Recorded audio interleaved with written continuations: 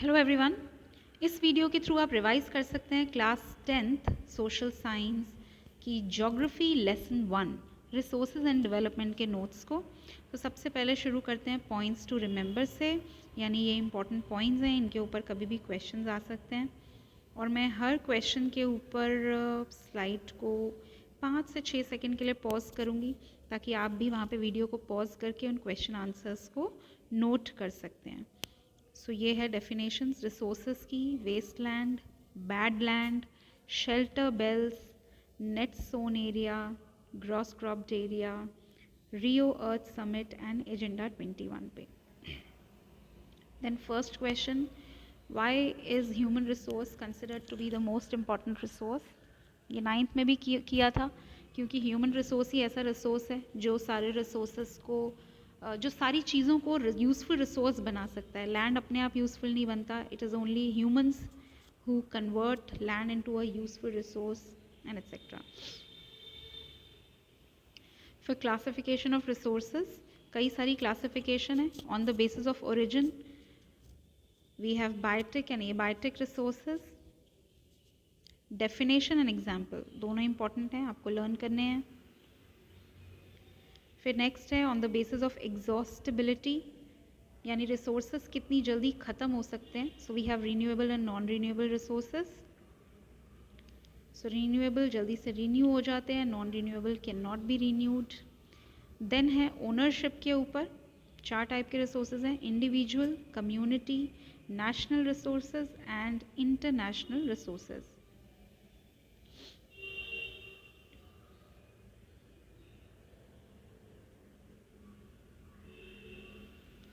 Then है on the basis of development, जो एक बहुत ही अजीब सी क्लासिफिकेशन है, लेकिन क्योंकि ये बहुत सिमिलर साउंड करती है बहुत जगह पे। Potential resources, developed resources, stock resources and reserved resources.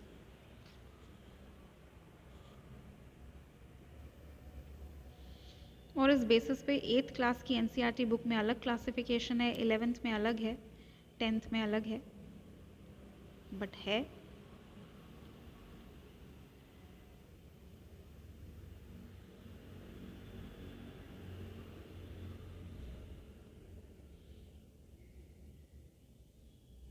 सो ये हैं एग्जाम्पल्स।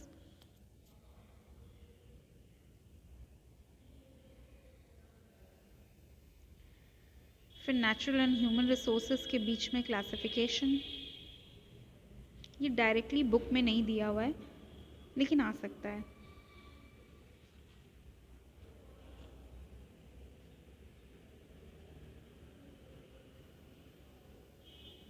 देन नेक्स्ट है what is resource development and why is it important?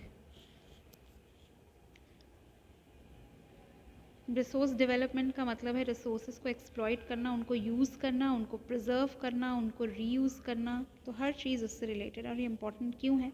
क्योंकि हमें पता है रिसोर्सेज लिमिटेड हैं, उनकी क्वांटिटी लिमिटेड है और बहुत सारे तो नॉन रिन्यूएबल हैं, तो उनको यूज़ करना अच्छे से ज़रूरी है, ऑप्टिमम यूटिलाइजेशन, ताकि हम उनको सेव भी कर सकें फ्यूचर के लिए। फिर नेक्स्ट है list the problems faced by man due to indiscriminate exploitation of resources. इंसान क्या प्रॉब्लम फेस कर रहा है क्योंकि रिसोर्सेज की बहुत एक्सप्लॉयटेशन है। Then what is sustainable development, बहुत ही इंपॉर्टेंट टॉपिक, और क्यों इम्पॉर्टेंट है? तो सस्टेनेबल डेवलपमेंट मतलब वो डेवलपमेंट जो फ्यूचर के लिए भी कुछ सेव करती है और एनवायरनमेंट को डैमेज नहीं करती। ऐसी डेवलपमेंट जिसमें we are saving something for future generations also. ऐसा ना हो कि आने वाले जनरेशन के लिए हम अपनी मिट्टी को बर्बाद कर दें, पेड़ों को ख़त्म कर दें, मिनरल्स को ख़त्म कर दें। ऐसा नहीं होना चाहिए। कुछ आज यूज़ करें लेकिन फ्यूचर के लिए भी कोई ना कोई ऑल्टरनेटिव निकाल के रखें और कुछ सेव करके रखें। इम्पॉर्टेंट क्यों है? अगेन क्योंकि हमारे रिसोर्सेज लिमिटेड हैं। और ये बहुत इंपॉर्टेंट क्वेश्चन है, what can be done to achieve sustainability in development? So हर चीज़ हमें कंजर्व करनी है, रिड्यूस करनी है, रीयूज़ करनी है। Then what is resource planning and why is it important? So resources का judicious use, सही तरह से यूज़ ही है रिसोर्स प्लानिंग।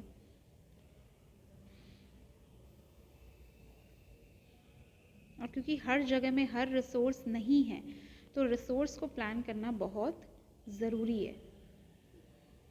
अब लद्दाख में पानी की कमी हो जाती है क्योंकि बर्फ़ ही बर्फ़ है, और इसलिए वहाँ पे कोई भी इंफ्रास्ट्रक्चर क्रिएट करना या कुछ और क्रिएट करना मुश्किल हो जाता है। लेकिन वहाँ की कल्चरल हेरिटेज बहुत अच्छी है। कल्चर के मामले में वहाँ पे आप बहुत कुछ देख सकते हैं। कोई रिसोर्स कहीं पे है, कोई रिसोर्स कहीं पे नहीं है। जैसे अरुणाचल प्रदेश पानी बहुत है लेकिन इंफ्रास्ट्रक्चर की कमी है, तो इसलिए प्लानिंग ज़रूरी है। 3 स्टेजेस ऑफ रिसोर्स प्लानिंग, काफ़ी ये डिफ़िकल्ट सा क्वेश्चन लगता है लेकिन ये इंपॉर्टेंट है, कई बार एग्ज़ाम में आ जाता है। 3 स्टेजेस हैं, रिसोर्स इन्वेंट्री यानी लिस्टिंग करना, इवैल्यूएशन करना and then development.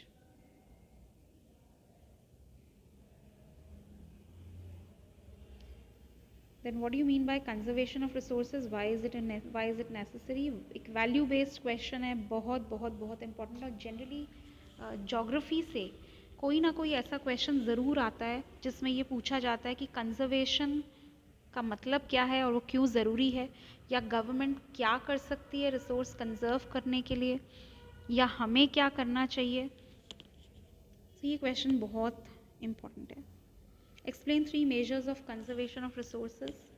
Resource conservation क्यों ज़रूरी है, क्यों, कैसे किया जा सकता है। 3 मेजर्स देने हैं आपको।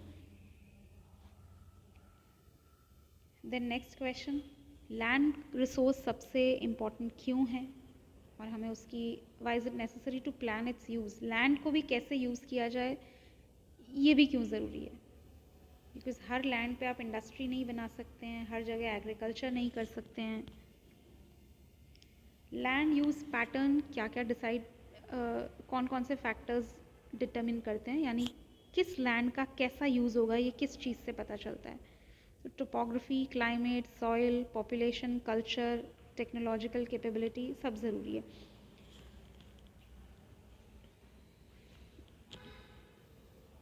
लैंड डिग्रेडेशन क्या है, जब लैंड अनफिट हो जाए कल्टीवेशन के लिए तो वो लैंड डिग्रेडेशन है। And activities which are responsible for land degradation, so mining, overgrazing, over irrigation, quarrying, industrial effluents, ये सब हमारे लैंड को गंदा करते हैं। फिर क्या क्या मेजर्स लिए गए हैं to control land degradation.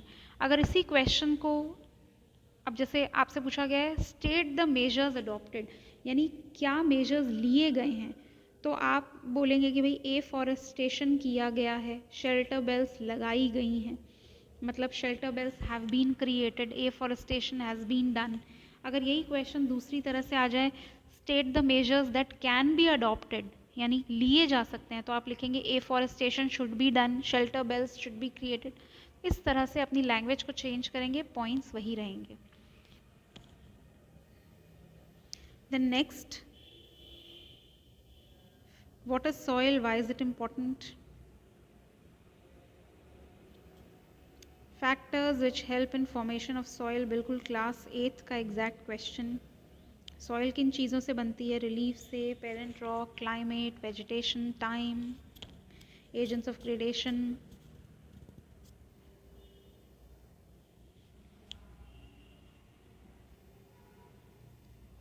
Then next है 2 types, differentiate between 2 types of alluvial soil, khadar and bangar soil. एक है on the basis of age और दूसरा है on the basis of size of grain. कुछ सॉइल कोर्स होती हैं, कुछ बहुत फाइन पार्टिकल्स होते हैं।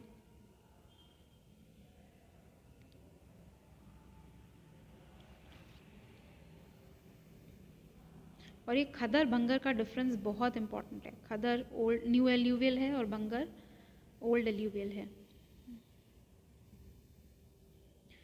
बंगर को एज बंगार भी याद रख सकते हैं। भंगार मतलब जो कूड़ा करकट होता है, तो भंगार उससे याद करते हैं कि वो सॉइल है जो कि ओल्ड टाइप की सॉइल है, कंकड़ वगैरह बहुत ज़्यादा होते हैं और जिसकी वजह से ये उतनी यूज़फुल नहीं रहती है। Why has land under forest not increased much from 1960 to 61? Forest cover India में ज़्यादा इंक्रीज़ क्यों नहीं हुआ है 60s के बाद से? क्योंकि urbanization, industrialization, dam creation, infrastructure, population, इन सब की वजह से लैंड में से बल्कि फॉरेस्ट काट कर लैंड को दूसरे यूजेस में डाला गया है। सो इंडिया का फॉरेस्ट कवर धीरे धीरे कम ही होता जा रहा है। Name the different type of soils found in India and give a brief account of each. तो इंडिया में मेजरली 6 टाइप्स ऑफ सॉइल्स हैं, alluvial, black soil, red soil, laterite soil, arid soil and forest soil. ये सबसे बड़ा portion है chapter में learn करने के लिए।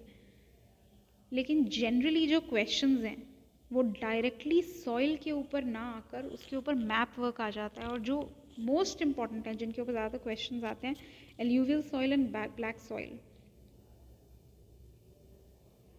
ब्लैक सॉइल जिसको हम रेगर सॉइल भी कहते हैं,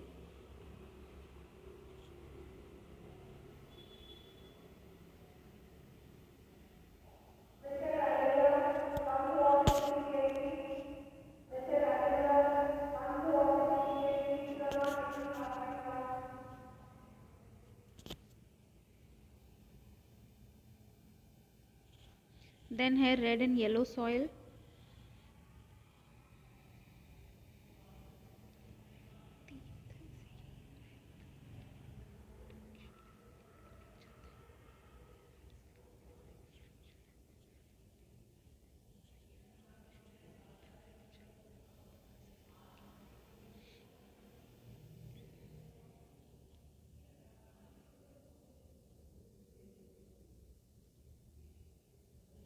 देन है laterite soil,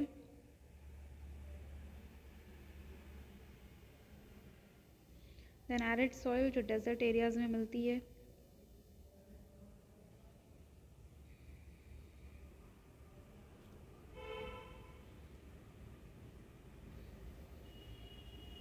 then forest soil जो माउंटेनियस एरियाज में मिलेगी,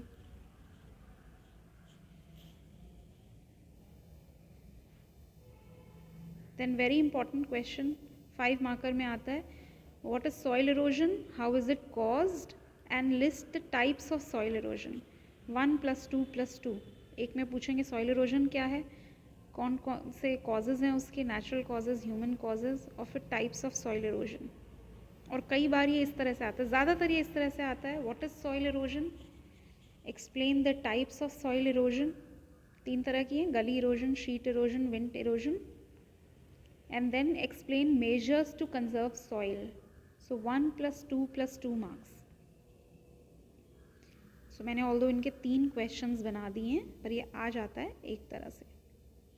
और नीचे देखेंगे एक क्वेश्चन दिया हुआ, explain land use pattern in India. आपके बुक के पेज नंबर 5 पे 5 पॉइंट्स दिए हुए हैं,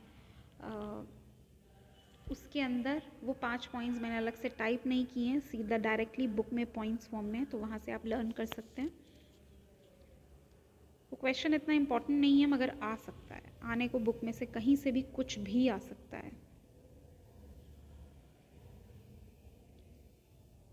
सो I hope things are clear. Notes अगर पसंद आए तो कमेंट में ज़रूर लिखिएगा, और कुछ कमी लगे तो वो भी बताइएगा। Thank you so much.